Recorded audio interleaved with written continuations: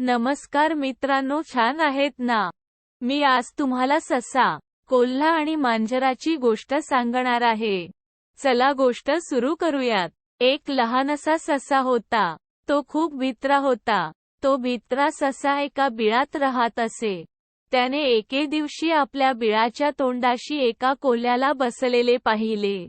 तो खूप घाबरला, पण त्याने विचार केला की बिळाचे तोंड लहान आहे. त्यातून कोल्हा काही आत येऊ शकणार नाही. मग त्याची भीती कमी झाली. नंतर एक दिवस त्याने कोल्हा आणि रानमांजर गप्पा मारीत आहेत असे पाहिले. हे काही बरे नाही असे त्याला वाटले. थोड्या वेळाने ते रानमांजर सशाच्या बिळात शिरले आणि त्याला आपल्या पंजांनी ओरबाडू लागले. ससा भिवून बाहेर पळाला. तोच कोल्ह्याने त्याच्यावर झडप घातली आणि दोघांनी मिळून त्याच्यावर ताव मारण्यास सुरुवात केली.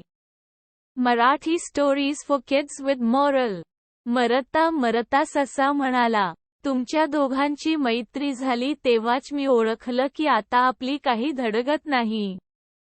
तात्पर्य, एकमेकांशी सतत भांडणाऱ्या दोन माणसांची एकी झाली की एखादा गरीब संकटात सापडतो. Subscribe now and press the bell icon. Never miss an update.